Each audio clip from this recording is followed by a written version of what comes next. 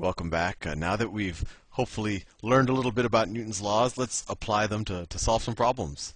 So let's say I have I don't know, some kind of vehicle, a car, a motorcycle, or something. And let's say its mass is 500 grams. And let's say that I can accelerate this vehicle at an acceleration of, I don't know, 3 centimeters 3 centimeters per second squared. What's the force that I need to apply to this mass to accelerate it at this speed? And we want the answer in newtons. So what's the force? So we're just going to use Newton's second law. Newton's second law tells us force is equal to mass times acceleration. So you might want to, or you might be tempted, just to multiply mass times acceleration, and you'd get force is equal to, let's see, 500 grams times 3 centimeters per second squared, and you would get force is equal to 1,500 gram centimeters per second squared. And if you did this, you would be right, although your answer would not be newtons, and now you would have to somehow try to convert this set of units to newtons. And what are newtons? Well, we learned when we did Newton's laws that a newton, so 1 newton, is equal to 1 kilogram meter per second squared. So somehow we have to convert the grams to kilograms, and we have to convert the centimeters to meters.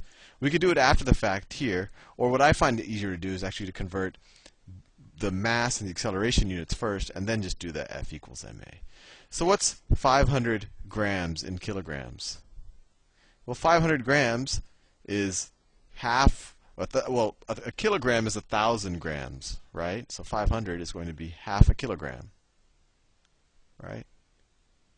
1 kilogram is 1,000 grams, so 0.5 kilograms is 500 grams. Similarly, 3 centimeters is how many meters? Well, 1 meter is 300. 1 meter, I think I'm dehydrated. 1 meter is 100 centimeters, right? So 3 centimeters is 0.03 meters per second squared. Hopefully this makes sense to you. 3 centimeters is 0.03 meters.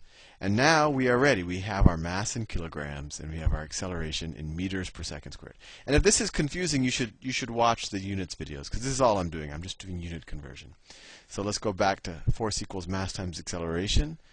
So the force is equal to 0.5 kilograms.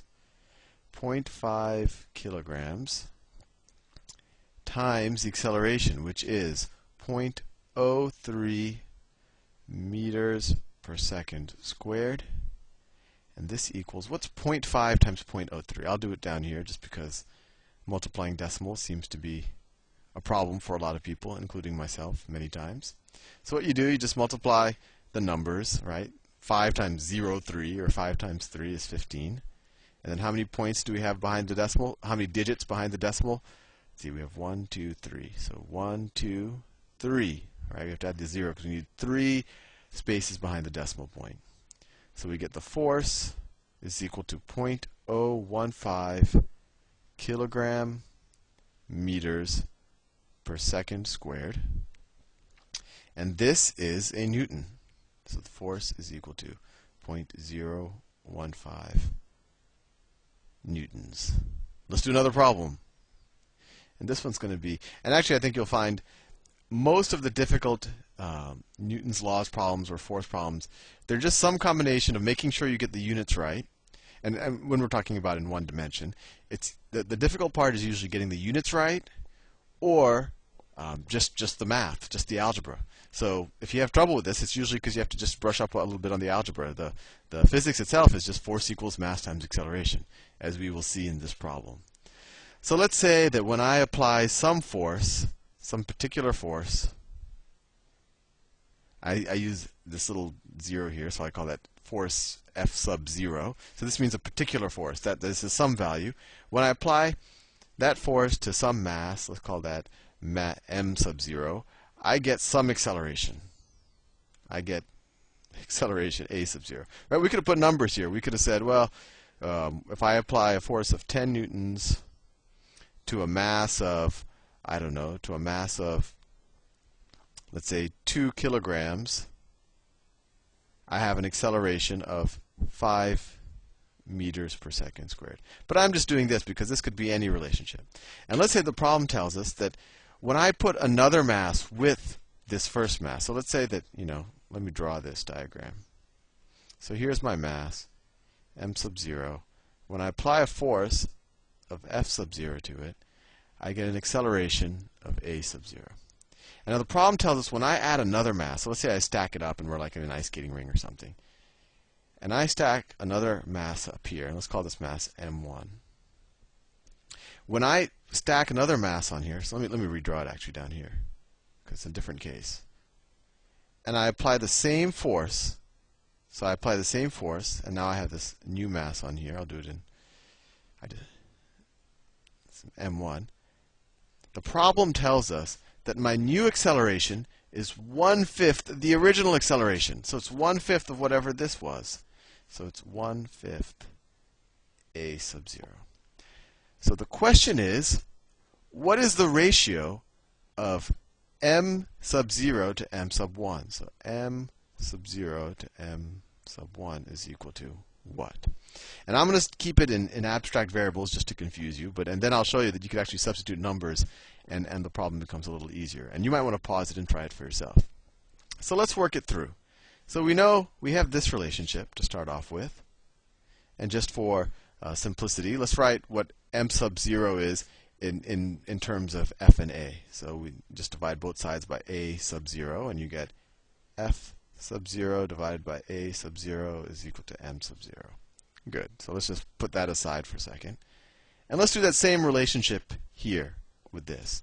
So here, this relationship tells us that f sub 0 is equal to m1 plus m0 and times this new acceleration, which is 1/5 a sub 0. 1/5 a sub 0. And so if we divide both sides by this term right here, we get, dividing by 1/5 is the same thing as multiplying by 5. So you get 5 f sub 0 over a sub 0 is equal to m1 plus m0, right? I just divided both sides by this term right here. Well, what's f sub 0? What's this? Let me switch colors again. What's f sub 0 divided by a sub 0? What's here? It's what we solved for in the beginning, right? We just got it from this relationship. So we could substitute 5 times f sub 0 divided by a sub 0 is the same thing as 5 times m0. So I'm going to draw a line here. So we have a new relationship. 5m0 is equal to m1 plus m0. All I did is I substituted this for this, or this for that, and I used this relationship, which we got in the beginning, to do that. And now what do we have? We have 5m sub 0 is equal to m1 plus m0. We could subtract m0 from both sides. And you get 4m0 is equal to m1. You could divide both sides, or you could divide both sides by m0, and you get 4 is equal to m1 over m0.